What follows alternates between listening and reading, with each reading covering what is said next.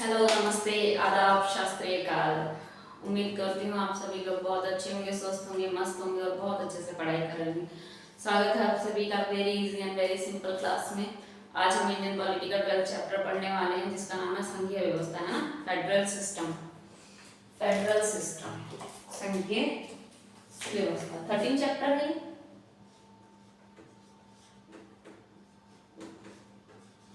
पहले हमने क्या पढ़ा था? संसदीय व्यवस्था। अभी हम क्या पढ़ रहे हैं? संघीय व्यवस्था, है ना। देखिए, ये आप सभी को पता है कि राजनीति में शक्तियों को दो तरह से बांटा गया है, दो तरह से विभाजित किया गया है। या तो वो एकात्मक एकल होगी, एकल सरकार, या फिर संघीय सरकार, है ना।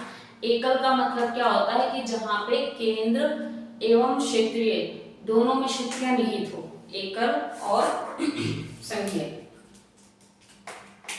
कैसी होती? एक तो एकल होगी, एकल व्यवस्था होगी, है ना। दूसरी क्या होगी? संघीय व्यवस्था होगी आपकी। Is it clear? अब एकल में क्या होगा कि जो शक्तियां होंगी वो क्या होंगी? या तो संघ में होंगी या तो केंद्र में होंगी, सॉरी, या तो केंद्र में होंगी, केंद्र और राज्य, सॉरी, क्षेत्र में निहित होंगी, है ना। दोनों में निहित होंगी, केंद्र और क्षेत्रीय, क्षेत्रीय, है ना, क्षेत्रीय सरकार और केंद्र सरकार दोनों में निहित है। इसमें थोड़ा सा अलग है। इसमें क्या है? केंद्र और क्षेत्र में विभाजित होंगी। थोड़ा सा जो डिफरेंस है वो इसी बात का है कि यहाँ पे क्या है, देखिए, सरकार को चलाने के तरीके होते हैं ना। या तो वहाँ पे एकात्मक व्यवस्था कर दी जाए या फिर संघीय कर दी जाए। एकात्मक व्यवस्था का क्या मतलब है कि जो शक्तियां हैं वो केंद्र में और क्षेत्र में दोनों में निहित हैं, ठीक है, इक्वली है, यानी कि दोनों से ही संपूर्ण होती हैं, दोनों से ही पूर्ण होती हैं। पर जो संघीय है उसमें क्या है कि केंद्रीय स्तर पर और क्षेत्रीय स्तर पर दोनों में क्या है, वो शक्तियां विभाजित हैं, है ना। देखो, दोनों में शक्तियों का विभाजन होगा, है ना। कुछ शक्तियां उसके पास हैं, कुछ शक्तियां उसके पास हैं। इसी को बोलेंगे कि शक्तियों का विभाजन है, उसमें क्षेत्रीय सरकार में विभाजित है। दोनों अपने अधिकारों का प्रयोग स्वतंत्रतापूर्वक करते हैं, है ना। अब इसमें कौन कौन से हैं जो आपके एकात्मक करते हैं? ब्रिटेन, फ्रांस, जापान, चीन, इटली।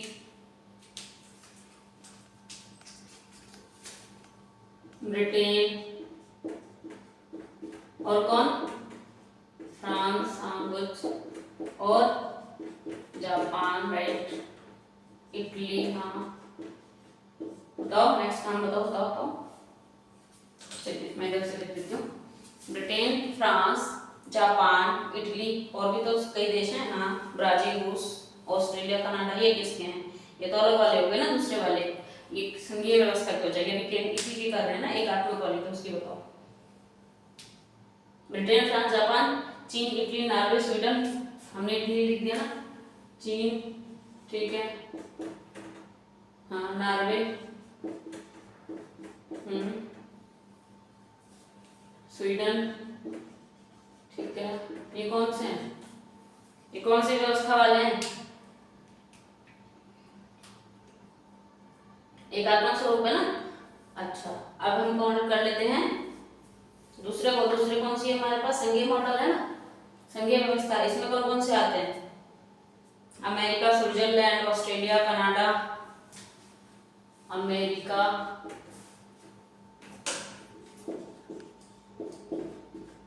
स्विट्जरलैंड,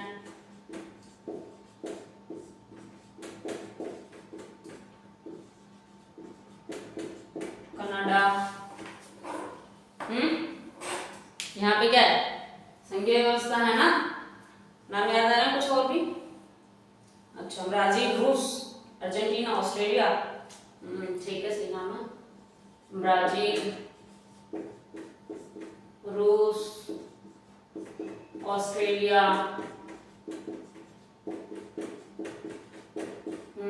ठीक है, गुड। और इतने काफी हैं? अर्जेंटीना, कनाडा, हाँ ठीक है, अर्जेंटीना। चलो तुम्हारा अर्जेंटीना भी लिख दिया, अर्जेंटीना, ठीक है, अर्जेंटीना। इसमें क्या है, संघीय व्यवस्था।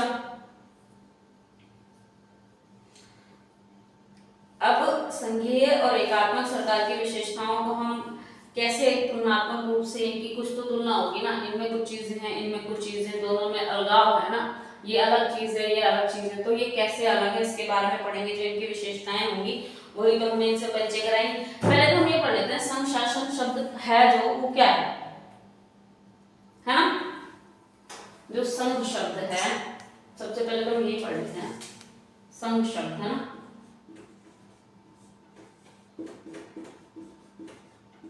ये जो शब्द है ये क्या और कैसे है। ये जो संघ शब्द है ये क्या है, लैटिन शब्द है ना। अब ये लैटिन शब्द है तो इसका कुछ ना कुछ अर्थ भी होता होगा। Is it visible? Wait a second. हाँ, is it visible? It is visible. No problem. Latin शब्द है ना, कौन सा शब्द है वो, फोएडस। लैटिन शब्द क्या है, फोएडस, फोएडस है ना, लैटिन शब्द फोएडस, उसका ही अर्थ है संघ शासन है ना। हमारे यहाँ जो शब्द लिए हैं, कई जगह कोई ग्रीक है शब्द, कोई लैटिन है, तो ये जो शब्द है ये क्या है, ये लैटिन है, फोएडस से लिया गया ना। इसका अर्थ क्या है, संधि या समझौता है ना। अर्थ क्या है इसका, अर्थ क्या है, संधि या समझौता है ना। जब कोई दो चीज, दो व्यक्ति, दो देश, दो क्षेत्र आपस में कोई समझौता कर लेते हैं, कोई संधि कर लेते हैं, उसी की बात आ रही है। वही ऐसे ही तो एग्जांपल दे जाएंगे, संधि समझौता। जब कोई लड़ाई चल रही हो या कहीं भी बात का विपक्ष में भी कुछ बोला जा रहा है, पक्ष में भी कुछ बोला जा रहा है, और जब दोनों मिलकर कुछ निष्कर्ष निकाल लें, कुछ समझौता कर लें, उसी वही संधि समझौता तभी किया जाता है ना। जमीनों को लेकर संधि समझौते किए जाते हैं, कोई और भी कई चीजें हैं जिनको लेकर संधि समझौते किए जाते हैं। तो ये आपको क्लियर हो गया कि लैटिन शब्द है और फोएडस है ना। आपको ये यूपीएससी प्रीलिम्स में दे दिया जा सकता है कि संघ शासन शब्द कहाँ से और कैसे लिया गया है, या फिर यही बोलते हैं जो ये शब्द है फोएडस, इसका अर्थ क्या है ना। फोएडस जनरली हमें याद नहीं होगा, तो उसका अगर पूछ लेता है कि फोएडस का क्या अर्थ है तो हमें पता होना चाहिए ना। अब हम क्या पढ़ रहे हैं कि इसके विषय वो पढ़ लेते हैं कि दोनों में फर्क है, संघीय सरकार और एकात्मक सरकार है।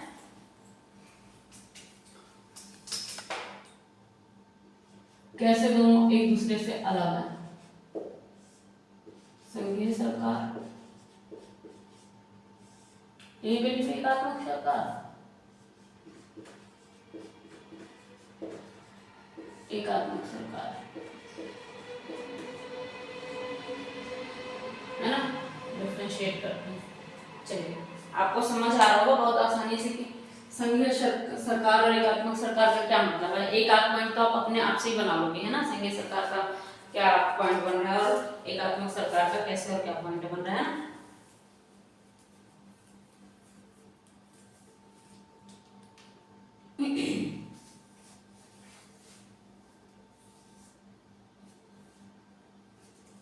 सबसे पहली बात तो क्या होगा, दोहरी सरकार, इसमें एकात्मक सरकार। सबसे बड़ी बात तो यही है ना, सबसे पहला पॉइंट तो यही होना चाहिए, दोहरी सरकार है यहाँ पे। यहाँ पे क्या है, एकात्मक सरकार है, एकल सरकार बोल सकते हो आप है ना। यहाँ पे कौन कौन होगा, केंद्र और क्षेत्र है ना। यहाँ पे क्या होती है, क्षेत्र होती है, वही सरकार बनाती है, जो क्षेत्र होती है वही सरकार बनाती है ना, वहां पे कैसी होती है, दोहरी सरकार होती है ना, केंद्रीय और क्षेत्रीय दोनों होती है। और यहाँ एकल में क्या होती है, क्षेत्रीय सरकार, क्षेत्रीय मतलब एकल सरकार राष्ट्रीय सरकार होती है जो क्षेत्रीय सरकार बना सकती है, समझ लो ना। यहाँ पे कैसी होगी, केंद्र और क्षेत्रीय दोनों होगी, लेकिन यहाँ पे एकल सरकार होगी, जो राष्ट्रीय सरकार होगी है ना, राष्ट्रीय होगी। और ये कैसी होगी, ये क्षेत्रीय सरकार बनाएगी, पूरा लिख देते हैं, राष्ट्रीय होगी, ये क्षेत्रीय सरकार बना सकती है, बनाती है यार, ऐसा मान लो, हाँ। चलिए नेक्स्ट पॉइंट, सीधी सी बात है, वेरी सिंपल। ये वाला पॉइंट में तो कुछ है ही नहीं, इसमें क्या है, लिखित संविधान है ना,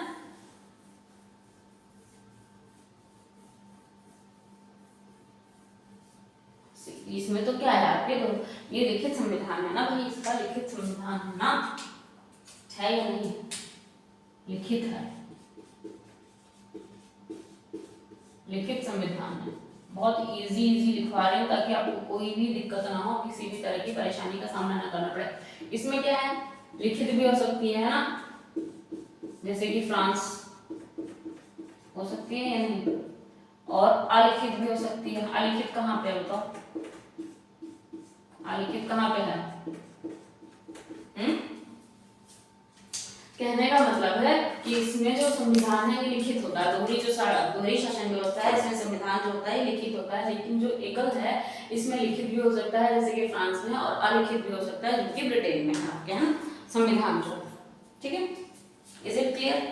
फिर क्या है, शक्तियां, राष्ट्रीय एवं क्षेत्रीय सरकार की मत शक्तियों का विभाजन है ना, संख्या में क्या होगा, दोहरी है ना, तो शक्तियां कैसी होंगी, राष्ट्रीय एवं क्षेत्रीय सरकारों के बीच विभाजन होगा।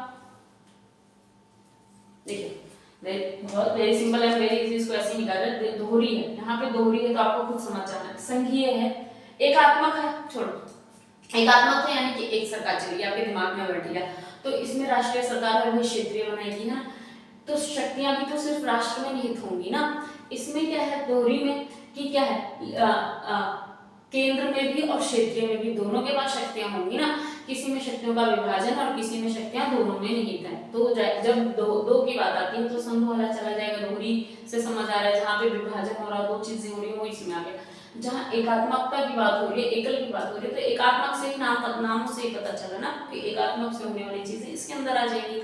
ये एक इजी वे बता दिया है ना, कि आप कैसे आइडेंटिफाई कर लोगे, इतना नाम उसका इतना इजी है कि आप ऐसे आइडेंटिफाई कर लोगे, है ना। तो इसमें क्या होता है, शक्तियों का विभाजन होता है ना, संघीय सरकार में क्या होगा, शक्तियों का विभाजन होगा, ये बात होगी ना, राष्ट्रीय एवं क्षेत्रीय सरकारों के मत होगा ना, इसमें राष्ट्रीय एवं क्षेत्रीय सरकार के बीच, है ना,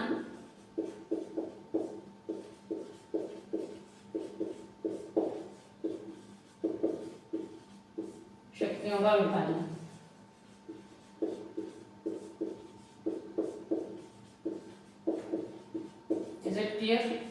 इसमें क्या है, राष्ट्र में ही होंगे, राष्ट्रीय सरकार के पास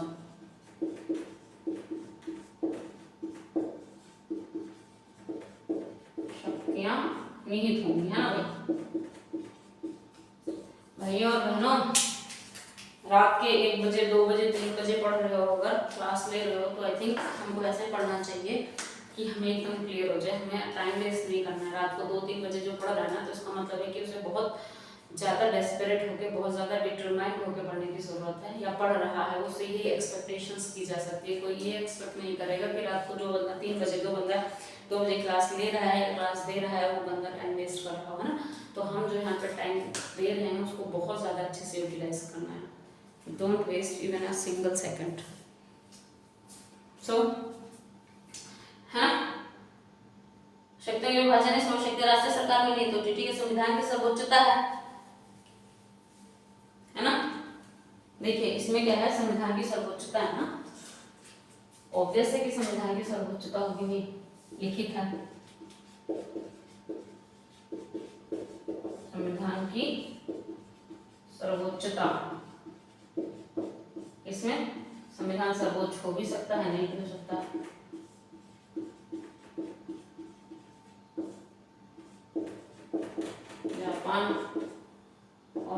संविधान सर्वोच्च नहीं थी, ब्रिटेन है ना। संविधान सर्वोच्च हो, इसमें तो देखिए संविधान की सर्वोच्चता है, संविधान सर्वोच्च है, इसमें संविधान सर्वोच्च हो भी सकता है जैसे कि जापान में हो रहा है, संविधान नहीं भी सर्वोच्च हो सकता है जैसे कि ब्रिटेन में हो रहा है। ठीक है, hope guys you are getting my points, है ना। अगर कुछ भी ऐसा लग रहा है जो आपको समझ नहीं आ रहा है तो बता दीजिए। ठीक है, स्वतंत्र न्यायपालिका है ना, कठोर संविधान है, सीधी सी बात है भाई, कठोर संविधान है यहाँ तो।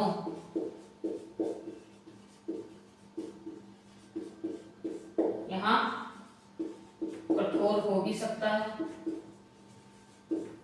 और नहीं भी हो सकता है। यहाँ क्या है, स्वतंत्र न्यायपालिका है,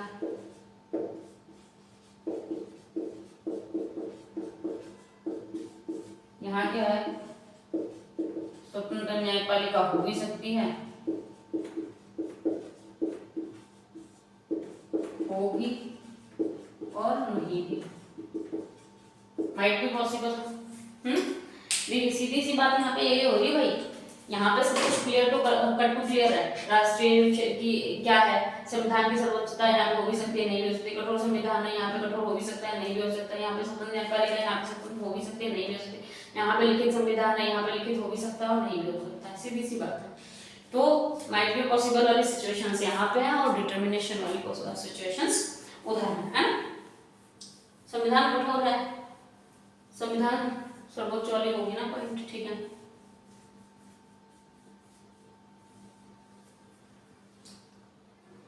अच्छा कठोर का एग्जांपल लिखा। ठीक है, जैसे ये फ्रांस में है, फ्रांस में, ये ब्रिटेन में है ना। ठीक है, एनी डाउट, एनी क्वेश्चन?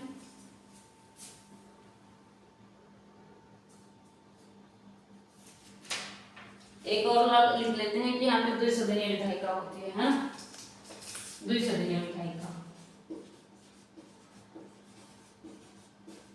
द्विसदनीय विधायिका।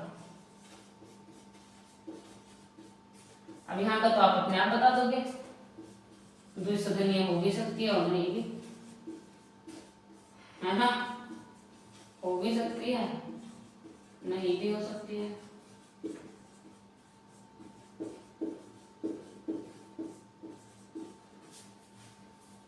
क्या है, यहाँ पे द्विसदनीय विधायिका होती है, यहाँ पे द्विसदनीय हो भी सकती है, नहीं भाई माइट भी पॉसिबल। उधर क्या डिटरमिनेशन है कि भाई ऐसा ही होता है या ऐसा नहीं होता है ना। तो ये सारी चीजें क्या है,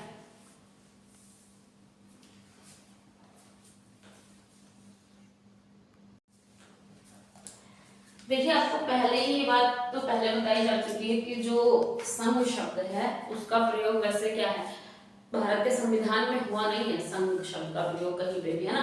पर जो संघ शब्द है वो अनुच्छेद भाग 1 के संघ शब्द से कहीं प्रयोग नहीं हुआ संविधान में, लेकिन चलो नहीं लिखते, पता है आपको, है ना। लेकिन भाग 1 में भारत को क्या कहा गया है, भाग 1 में भारत को राज्यों का संघ कहा गया है।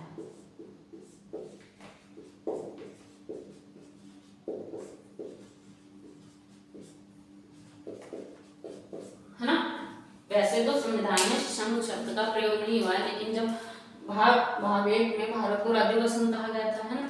तो doctor B are Ambedkar ji क्या कहना चाहते हैं कि संघ शब्द से दो बातें निकल कर आती हैं। Doctor B are Ambedkar ji कह रहे हैं ये बात,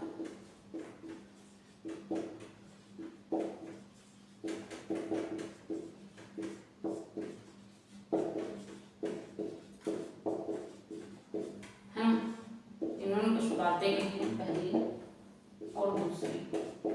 संघ शब्द यही है ना कि क्या है कि कोई भी राज्य भारत देश से या उस भारत देश से अलग नहीं हो सकता है, अलग नहीं हो सकता है, यानी कि ऐसे नहीं कि विभाजन नहीं। वैसे तो क्या होता है, राज्यों को छोटा बड़ा करते रहते हैं ना, पर क्या India is a union, India is union of state, क्या है वो संघ है ना। तो संघ का मतलब क्या है कि वो आपस में मिली हुई है ना, ऐसा ही कुछ तो समझा जाएगा। संघ का मतलब कि एकीकृत है, एक है, ऐसा कुछ। तो संघ मतलब यही उनका कहने का मतलब है कि वो विभाजित नहीं हो सकते हैं। जो डॉक्टर भीमराव अम्बेडकर जी की बात है, जो उन्होंने जो इसका अर्थ निकाला है संघ शब्द से, उनका कहने का मतलब यही है, पहला तो कि राज्यों को यह अधिकार नहीं है कि वो स्वयं को संघ से पृथक कर सके, है ना। उनको अधिकार नहीं है कि वह, चलो मैं आपका ऐसे लिख देती हूँ, राज्यों को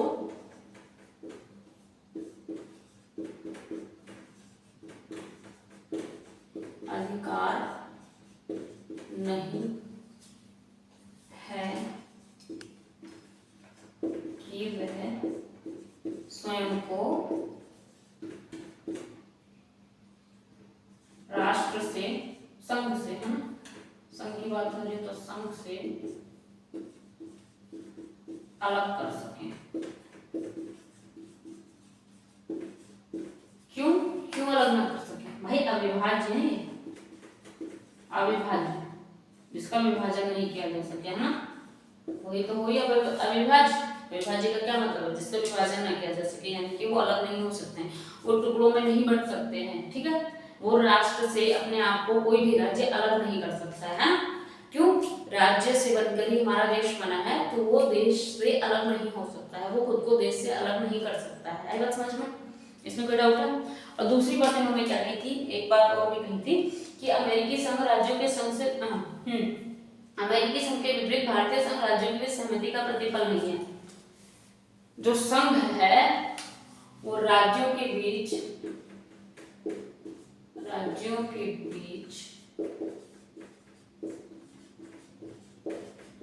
सहमति का प्रतिफल नहीं है। आया बात समझ में? आउट ऑफ द बोर्ड तो नहीं हो गया? नो, स्पेसिफिक, ठीक है। दो बातें उन्होंने कही। भारत की संघीय व्यवस्था कौन से मॉडल पर आधारित है?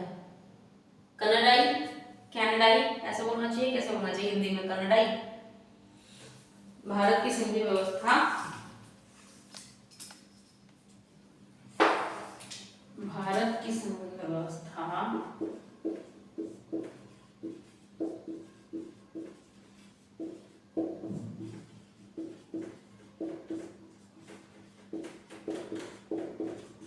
कनाडाई मॉडल पर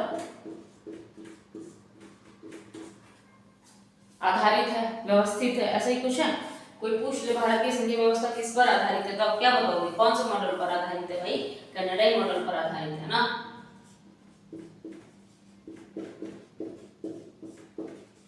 इज इट क्लियर? कौन से मॉडल पर आधारित है? कनाडाई व्यवस्था पर या कनाडाई मॉडल पर, है ना। भारतीय संघीय व्यवस्था कनाडाई व्यवस्था से कैसे समान है ना। भारत की संघ व्यवस्था हम देख लेते हैं। भारत की संघीय व्यवस्था समान है कनाडाई व्यवस्था के, कनाडाई व्यवस्था के। क्वेश्चन पूछ रहे कैसे, यही है आपका क्वेश्चन। बराबर है, समान है ना। भारत की संघीय व्यवस्था जो है, क्योंकि कनाडाई मॉडल पर आधारित है, कनाडाई मॉडल पर व्यवस्थित है, तो भारत की संघीय व्यवस्था कनाडाई व्यवस्था के समान है कैसे, है ना, बराबर कनाडाई व्यवस्था के कैसे, यही हमारा क्वेश्चन है कैसे, है ना, ये क्वेश्चन है। आप हमें पता होना चाहिए ना कि ये क्यों दोनों समान है, इनमें क्या समानता है। तो पहली समानता है इसकी निर्माण कैसी है, इसका निर्माण, है ना, इसका निर्माण एक जैसा है, ये कहना चाह रहे हैं। इसका निर्माण, है ना, इन दोनों का निर्माण एक जैसा है, इन दोनों का निर्माण एक जैसा है, ठीक है। कैसे एक जैसा है? विखंडित होने के तरीके एक जैसे हैं ना।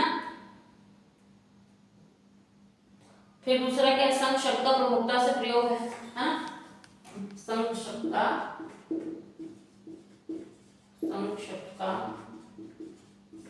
प्रमुखता से प्रयोग।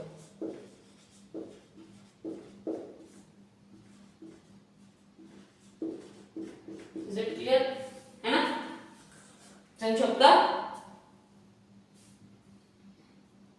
कनाडा में भी संघ शब्द का प्रयोग किया गया है, भारत देश में भी कनाडा शब्द संघ शब्द का प्रयोग किया गया है ना।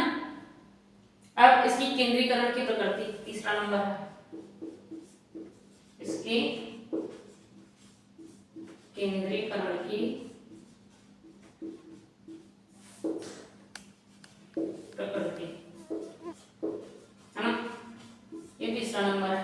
कैसे भारत की संघीय व्यवस्था क्योंकि जो कि कनाडाई व्यवस्था पर आधारित है, दोनों कैसे समान, दोनों समान है, बराबर है। कैसे इसका निर्माण, इनके निर्माण का जो तरीका है, इनके शब्द संघ शब्द का प्रमुखता दी गई है, वहां पे भी संघ शब्द का प्रयोग किया गया है, यहाँ पे भी इसकी केंद्रीकरण की जो प्रकृति है दोनों की, वो दोनों की केंद्रीकरण की प्रकृति भी एक जैसी है। ठीक है, जैसे कि राज्यों की तुलना में केंद्र को ज्यादा शक्तिशाली है ना। फिर संविधान की संघीय विशेषताएं पढ़ लेते हैं ये फटाफट से। संविधान की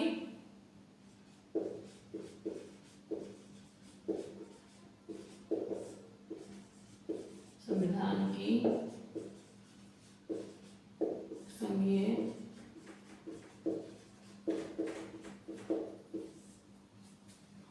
ऑनलाइन वालों को ना आवाज गूंजती है ये वाली, क्योंकि बहुत ज्यादा सन्नाटा रहता है एकदम ना, इस फ्लोर पे बहुत ज्यादा शांति रहती है, तो इस वजह से चिल्ला भी तो नहीं सकते ना, फिर रात को लोग सो रहे हैं 2-3 बजे, डिस्टर्ब भी तो नहीं कर सकते ना। हाँ, तो हम क्या पढ़ रहे थे, टॉपिक क्या चल रहा है हमारा। ठीक है, संविधान की संघीय व्यवस्था है ना।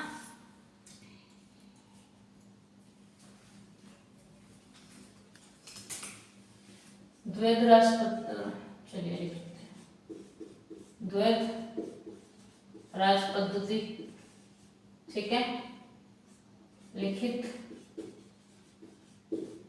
संविधान है ना।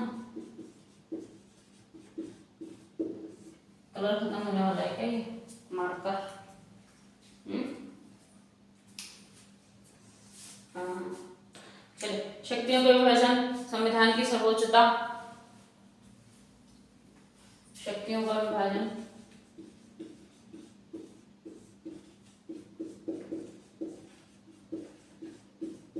संविधान की सर्वोच्चता,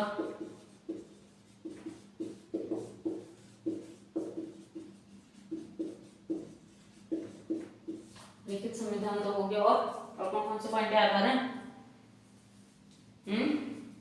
लिखित संविधान हो गया, संविधान की सर्वोच्चता हो गई, कठोर संविधान लिख लिया हमने, कठोर संविधान, स्वतंत्र न्यायपालिका, कठोर संविधान नहीं लिखा है, कठोर संविधान, स्वतंत्र न्यायपालिका भी नहीं लिखा है, न्यायपालिका, और द्विसदनीय व्यवस्था है ना, द्विसदनीय विधायिका। Am I clear? Very simple and very easy class में आपका स्वागत है, हार्दिक स्वागत है ना। देखिए हम क्या कर रहे हैं, संविधान की संघीय व्यवस्था, ठीक है, कैसी द्वैध प्रणाली है, आपने पढ़ लिया है पहले, लिखित संविधान है आप जानते हैं, शक्तियों का विभाजन है, केंद्र में क्षेत्र में जानते हैं, संविधान की सर्वोच्चता ऑब्वियस बात है, कठोर संविधान है आप ये भी जानते हैं, स्वतंत्र न्यायपालिका है, यहाँ पे न्यायपालिका स्वतंत्र है, किसी के दबाव में आके कोई काम नहीं करती है, द्विसदनीय विधायिका आप सभी जानते हैं। तो ये क्या है, ये किसकी विशेषता है, ये संविधान की संघीय व्यवस्था है ना। द्वैध पद्धति, केंद्रीय और राज्य में शक्ति है ना, केंद्रीय और राज्य स्तर पर राज्य पद्धति है ना, क्या है केंद्रीय और राज्य, ये भी तो बात है यहाँ पे, द्वैध राज्य पद्धति यही तो है, केंद्र और राज्य दोनों की है ना, दोनों के पद्धति को अपना रखा है ना। लिखित संविधान आप सभी जानते हैं, कि सबसे बड़ा संविधान है हमारा, है ना। मूल प्रस्तावना 395 अनुच्छेद 22 भाग और 8 अनुसूचियां थी। अब 25 भाग 12 अनुसूचियां और 470 के आसपास अनुच्छेद हैं, है ना। लिखवा दो क्या ये?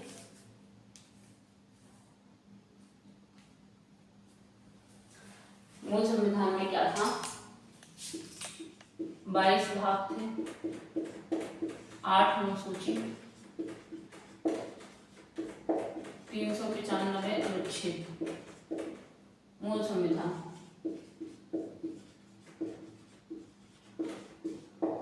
अब कितने हैं? 25 भाग, 12 अनुसूची और 470 के आसपास अनुच्छेद, है ना। पहले मूल संविधान था तब 22 भाग थे, 8 अनुसूची थी, 395 भाग थे। जो अभी का संविधान है उसमें कम से कम 470 अनुच्छेद है और 25 भाग है, 12 अनुसूची है, ठीक है। अच्छा, शक्तियों का विभाजन राज्य एवं केंद्र, है ना, दोनों में है शक्तियों का विभाजन। संविधान की सर्वोच्चता है, आपको पता है संविधान की सर्वोच्चता है। यहाँ पे कठोर संविधान है, ये भी जानते हो। स्वतंत्र न्यायपालिका, ये भी जानते हो। द्विसदनीय विधायिका, ये भी जानते हो। उच्च सदन है ना, राज्यसभा लोकसभा दोनों, है ना। राज्यसभा लोकसभा दो चीजें हैं ना यहाँ पे।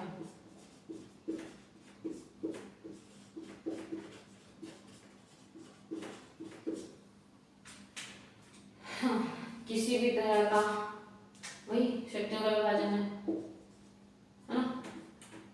ये तो लिखा ही ऊपर, समझ गया। किस किसने शक्तियों का विभाजन पता है ना आपको, कोई लिखना इतना खास नहीं है। केंद्र और राज्य के बीच में शक्ति का विभाजन है, सब जानते हैं, ठीक है। तो संविधान की एकात्मक विशेषताएं भी पढ़ लेंगे फटाफट, है ना। इतना क्लियर हो गया। संविधान की एकात्मक विशेषता पढ़ने से पहले आप देख लो कि इनमें और इनमें कहीं कोई डाउट है आप लोगों को, किसी भी तरह का कोई डाउट समझ आ रहा हो तो बता दो फटाफट। है कोई डाउट? नो? तो हम पढ़ लेते हैं संविधान की एकल व्यवस्था।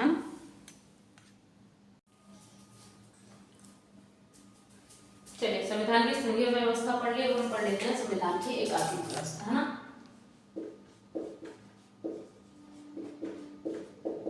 संविधान की एकात्मक व्यवस्था, है ना, ठीक है। अभी तक हमने क्या पढ़ा है? बॉडी पढ़ी थी ना, संघीय व्यवस्था। चलिए पहले मेन हेडिंग लिख लेते हैं, बाद में एक्सप्लेन करते रहेंगे, है ना। पहले हेडिंग लिखवा लेते हैं, बाद में एक्सप्लेन करते रहेंगे। सशक्त केंद्र है, ऐसे लिखो, दिखता भी है आप लोगों को। ऐसे लिख ही नहीं पाऊंगी मैं इधर से, ऐसे लिख, राइट हैंडेड है ना, इस वजह से। सशक्त केंद्र है, राज्य अनश्वर नहीं, आप जानते हैं, है ना। क्या है, राज्य अनश्वर है क्या? नहीं है ना भाई, अनश्वर तो नहीं है ना। अनश्वर तो कोई चीज ही नहीं है, ऐसा लगता है मुझे संसार में। आप लोगों को क्या लगता है कमेंट में बताएं। एकल संविधान है, एकल की बात हो रही है तो ये तो हम खुद ही आइडिया लगा लेंगे, है ना। एकल संविधान है, और क्या है? संविधान का लचीलापन है। उसमें क्या था? संविधान बहुत कठोर था, है ना। संविधान का लचीलापन, और कोई पॉइंट याद आ रहा हो जो? अखिल भारतीय सेवाएं, अच्छा ठीक है।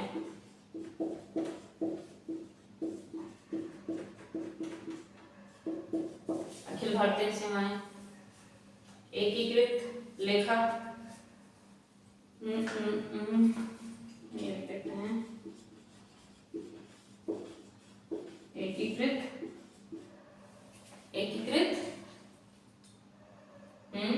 लेखा जांच मशीनरी,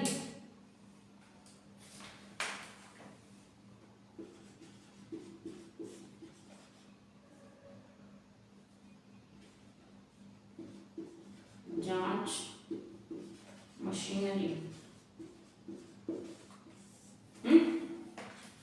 एकीकृत जांच, एकीकृत लेखा जांच मशीनरी, है ना।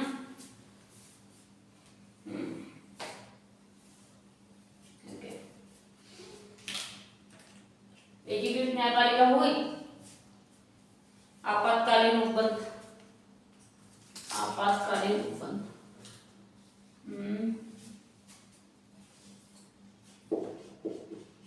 आपातकालीन उपबंध,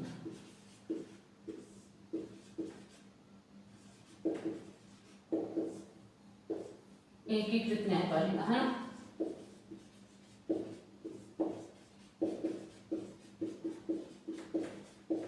एकीकृत न्यायपालिका है आपकी, है ना। एकीकृत न्यायपालिका इसमें वहां क्या थी, स्वतंत्र न्यायपालिका थी, वहां क्या था, कठोर संविधान था, यहाँ क्या है, लचीला संविधान है। और क्या बचा, आपातकालीन उपबंध हो गया, ठीक है। कौन सा बचा है, अखिल भारतीय से एकल नागरिकता, है ना, एकल नागरिकता।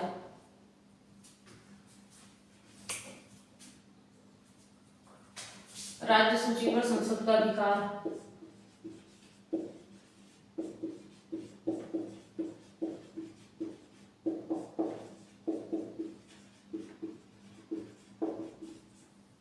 एकल नागरिकता। और कोई पॉइंट जो आपको याद आ रहा हो या आपको लगता है इसमें होना चाहिए तो उसका बारे में भी बता दो। एकल नागरिकता तक तो अच्छा, एकीकृत निर्वाचन मशीनरी, है ना। और राज्यपाल की नियुक्ति, राज्यपाल की नियुक्ति,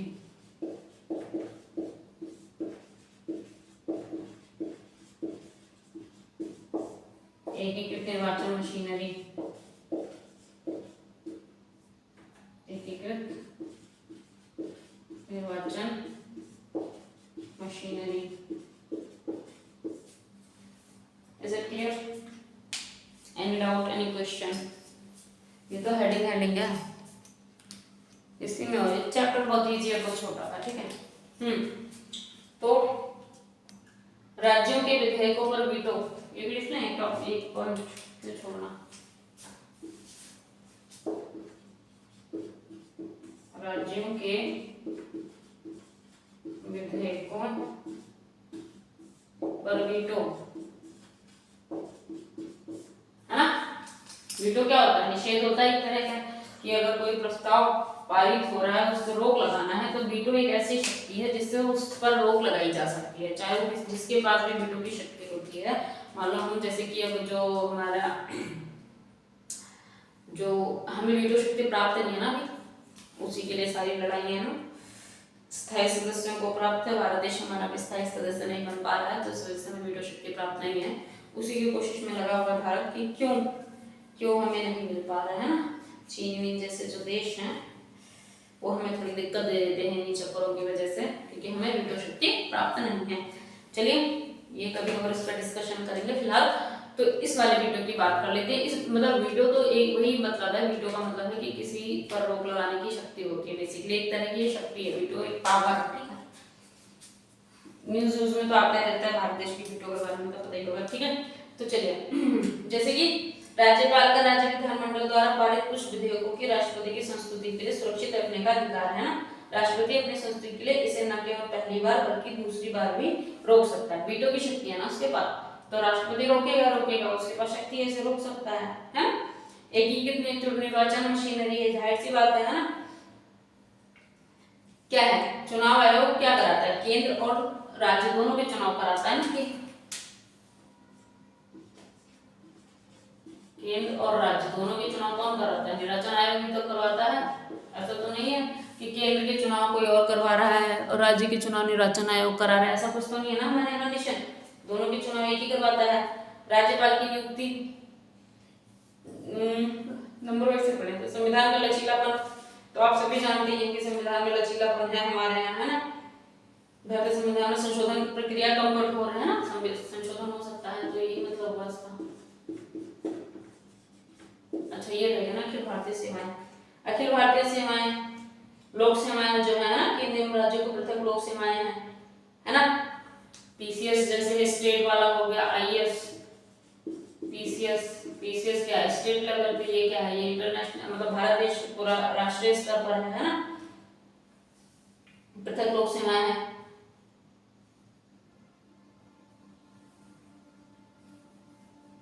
और क्या है, एकीकृत न्यायपालिका है, जाहिर सी बात है आपको, है ना।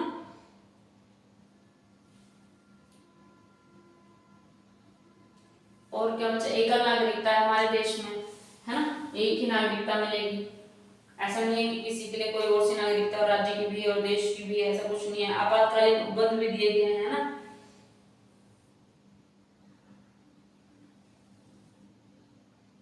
कि जब आपातकाल लागू होता है तो क्या होता है, सारी शक्तियां किसके पास आ जाती हैं, केंद्र में आ जाती है ना, केंद्र के पास सारी शक्तियां,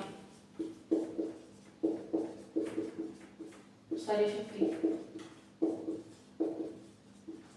है ना। ये तो मतलब एकीकृत न्यायपालिका आपको पता ही है कि क्या है, एकल नागरिकता आपको पता ही है क्या है।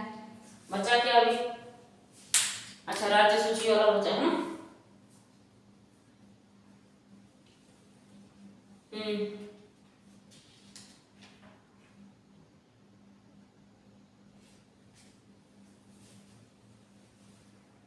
अंतिम अधिकार बना रहता है ना,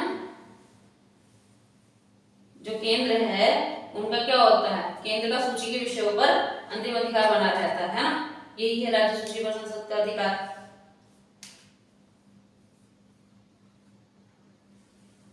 केंद्र का सूची पर, सूची के विषय जो होते हैं उन पर एक अंतिम अधिकार बना ही रहता है अंत तक, ठीक है। राज्यपाल की नियुक्ति, राज्यपाल राज्य प्रमुख होता है, जाहिर सी बात है, आपको पता है देश का प्रमुख कौन होता है, राष्ट्रपति, और राज्य का प्रमुख कौन होता है, राज्यपाल।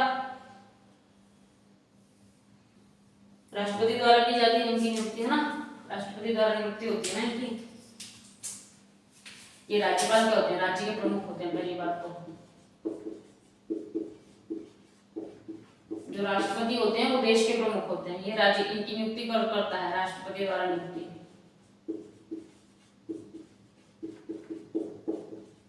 राष्ट्रपति द्वारा नियुक्ति, है। एकीकृत निर्वाचन मशीनरी पढ़ लिया हमने कि चाहे केंद्र के चुनाव हो चाहे राज्य के चुनाव हो। अच्छा ये यहाँ पे लिख दिया मैंने, एकीकृत जो केंद्र राज्य का लिखना चाह रही थी ना मैं, यहाँ पे था वो, केंद्र के भी चुनाव और राज्य के भी चुनाव, केंद्र और राज्य दोनों के चुनाव यही तो कराती है। ऐसा तो नहीं है राज्य के लिए अलग निर्वाचन आयोग बनता है और केंद्रों के लिए अलग निर्वाचन आयोग बनता है, ऐसा तो कुछ प्रक्रिया नहीं है ना। अब कौन बचा, वीटो वाला हो गया, आपको पता चल गया।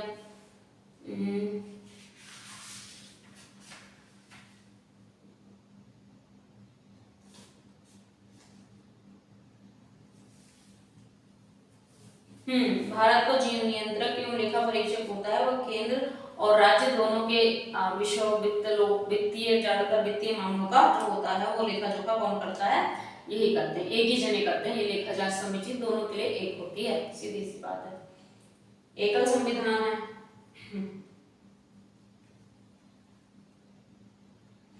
एक संघ में राज्यों को केंद्र से हटकर अपना संविधान बनाने का अधिकार है, ठीक है। इसके अलावा और कोई शक्ति नहीं दी गई है राज्यों को, है। भारतीय संविधान सिर्फ केंद्र का ही नहीं राज्यों का भी है।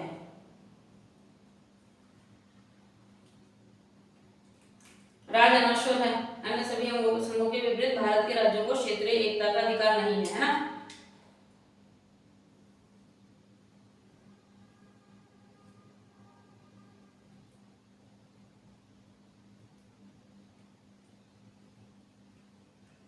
नश्वर राज्यों का अनश्वर संघ, है ना, नश्वर राज्यों का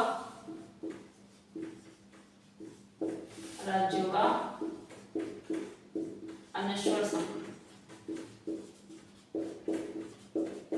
क्या है, आपको पता है ना कि ये जब क्या होता है कि ये राज्यों में परिवर्तन कर सकते हैं, राज्य के नाम में परिवर्तन किया जा सकता है, राज्य के क्षेत्र को बढ़ाया जा सकता है, राज्य के क्षेत्र को घटाया जा सकता है, और इसके लिए बहुमत चाहिए होती है ना। और बहुमत कैसी चाहिए होती है, साधारण बहुमत, है ना। एक साधारण बहुमत होती है, एक होती है विशेष बहुमत। तो भी हमें विशेष बहुमत नहीं चाहिए होती, इसमें साधारण बहुमत की आवश्यकता होती है। जब राज्यों के नाम में परिवर्तन करते हैं, राज्य की सीमाओं में परिवर्तन करते हैं, in that case what we need साधारण बहुमत, है ना। आलोचनात्मक मूल्यांकन क्या पढ़ना है?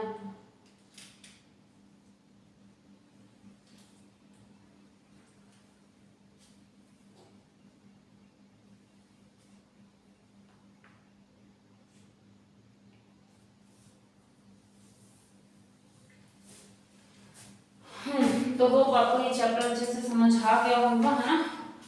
तो कोई क्वेश्चन, कोई डाउट, कोई क्वेरी है तो भी पूछ सकते हैं आप फटाफट से। किसी भी तरह की कोई दिक्कत, कोई परेशानी, कोई सवाल, कोई जवाब जो नहीं समझ आया हो कमेंट बॉक्स में करके आप बता दिए। आपको नहीं समझ आया तो ऑफलाइन वाले तो सामने सामने पूछ लीजिए, खत लिख के पूछ लीजिए, है ना। चलिए, अगर सब कुछ समझ आ गया है तो फिर कोशिश करिए कि आप बहुत अच्छे से पढ़ाई करें, इधर उधर ध्यान बिल्कुल भी ना भटकाएं, ठीक है। ठंडियाँ हैं, रजाई में घुसिए, किताब लीजिए और फटाक फटाक आप अपने सिलेबस कंप्लीट करिए। और दूसरी बात, ज़रूरी बात की कोशिश हमेशा ये रहनी चाहिए कि किसी भी व्यक्ति, किसी भी जानवर को आपकी वजह से कोई नुकसान ना हो, कोई दुख ना हो, कोई दुख दर्द ना हो, कोई तकलीफ ना हो, ठीक है। चलिए, थैंक यू।